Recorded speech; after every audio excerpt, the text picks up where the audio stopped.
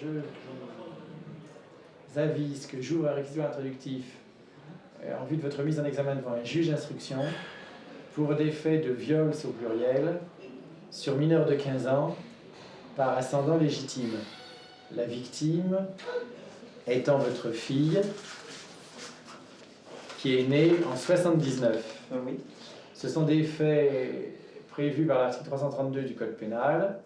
Alors, les faits, vous les avez en partie reconnus. J'ai reconnu, disons, normalement. Alors là, la jeune qui indique que depuis l'âge de 5 ans, si je me souviens bien... Non, pas du tout. Non, je dis ce qu'elle explique. Je dis pas... Vous savez, moi, je ne suis pas la machine à détecter la vérité, hein, je n'y étais pas. Je vous indique que ce qu'a déclaré la victime. Oui. La victime a déclaré depuis qu'elle a l'âge de 5 ans, oui. Vous êtes livré sur elle à un certain nombre d'actes sexuels. Non, je Bon, poser la question. En particulier des fellations, puis ensuite des rapports sexuels complets. Voilà ce que déclare la jeune... Et c'est celle qui déclare. La jeune qui aujourd'hui est âgée de 14 ans. 14 ans. On est bien d'accord, hein? Voilà. Alors, vous avez d'abord nié les faits dans un premier temps, puis ensuite, vous avez reconnu seulement l'avoir contrainte à environ 6 fellations. Oui, enfin, sans vous interrompre, monsieur le procureur, Oui. Ce n'est pas, pour qu'on dise, la contrainte, en quelque sorte, c'est un mot trop excessif. Il n'y a aucune contrainte dans un premier temps. Et puis, comme j'ai expliqué dans le PV hier, suite à l'avouement de cette affaire, j'ai signalé que, par ailleurs, c'est vrai que, bon, l'acte a été commis si vous voulez, mais disons, à chaque fois, c'était, si vous voulez, le désistement était volontaire, c'est-à-dire que je reconnaissais, entre autres, que c'était quelque chose de trop répréhensible, qui m'agressait trop le cœur, Tous ces exercices illégaux est dû tout simplement à la punition qui m'arrive à ce moment-là.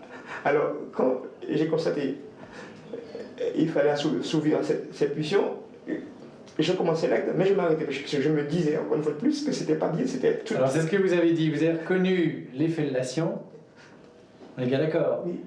Et vous avez indiqué que vous avez eu ensuite, par 2 fois avec elle, des relations sexuelles complètes, mais que vous êtes arrêté avant toute défloration, c'est ça? Ah oui, tout ça, toujours comment dirais-je, dans le souci majeur de ne pas pousser la plaisanterie, entre guillemets, je dirais trop impudique, quoi. Vous voyez? Donc, alors, j'essayais de trouver une parade en disant, tiens, bon, je suis fautif, je suis coupable, c'est pas bien. Mais seulement, à l'origine, le fait de s'arrêter, c'est déjà mieux.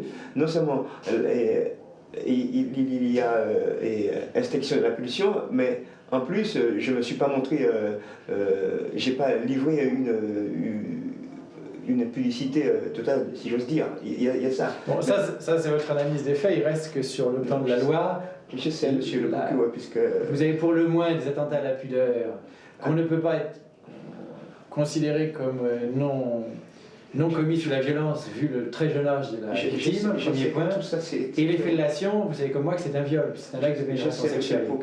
Je le sais très bien, monsieur le procureur, j'assume complètement cette responsabilité. Je la revendique par ailleurs. Bien, c'est ce que je voudrais dire, c'est que c'est vrai que ça s'est passé, mais il y a quelque chose qu'il faut se dire, tout ceci est à l'origine, si vous voulez, du refus catégorique de mon épouse qui, à l'époque, me refusait certaines choses. Bon, quand je lui demandais, par exemple, tu me fais ça, entre guillemets, je le dis, bon, elle me disait, mais si tu n'es pas content, tu vas ailleurs. Alors évidemment, le côté humain, ça arrive, le côté humain, diabolique en quelque sorte. Ça arrive malgré soi, malgré son éducation, malgré sa pudibonderie, malgré pas mal de choses.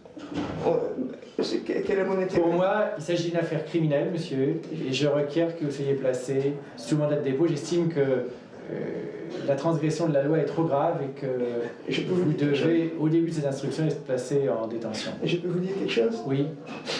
Je ne sais pas si c'est nécessaire. Je me permets. Oui, je suis vraiment pas propre parce que depuis 3 jours, je me suis pas lavé. Je ne sais pas si ça peut m'aider en tout cas.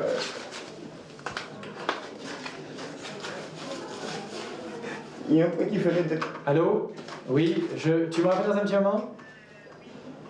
C'est pour l'affaire que je t'ai envoyée là? Oui. Je suis cuit. Je suis cuit. Tout ça pour... C'est vous qui le faites? Oui, c'est moi qui vais faire la demande, monsieur. Non, c'est pas moi qui ferai l'avocat. Non, je suis procureur, mais c'est moi qui vais faire appeler l'ordre. Je ne m'occupe de rien. Pour que vous soyez assisté à un avocat. Je ne m'occupe de rien. Non. Je voulais vous montrer quelque chose. Oui, allez-y, montrez-moi, monsieur. C'est peut-être pipi de charme, en fait, je vous montre quand même.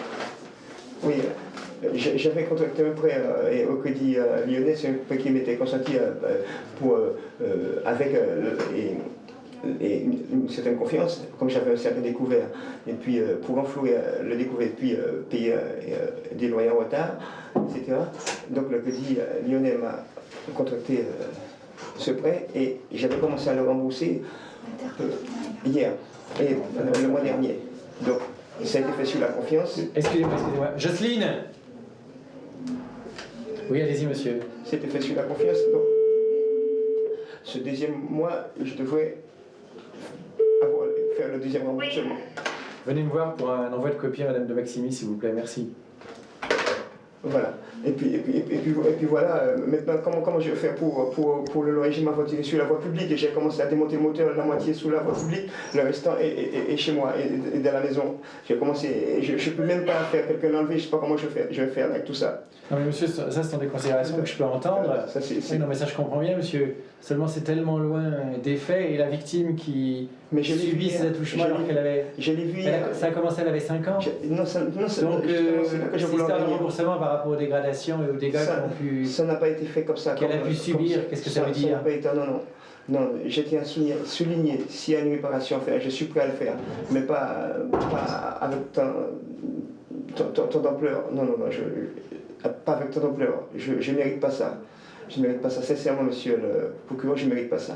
Bon, écoutez, vous expliquerez ces arguments au juge délégué. Vous me faites peur. Vous en parlerez à votre avocat et vous verrez cet argument peut avoir quelques poids. Tenez, monsieur. Bon, là, vous allez repartir au dépôt, monsieur, et vous serez tout à l'heure présenté devant un juge d'instruction. À quelle heure? Je ne peux pas vous indiquer l'heure exactement. Dans l'après-midi, monsieur. Vous pouvez ramener, monsieur. Personne n'a su m'entendre, personne. Personne n'a su m'entendre. Personne n'a su m'entendre, mon Dieu. Personne, mon Dieu. Personne n'a su m'entendre. Tout ce que j'ai fait à la société, voilà. Le résultat, voilà. Voilà le résultat.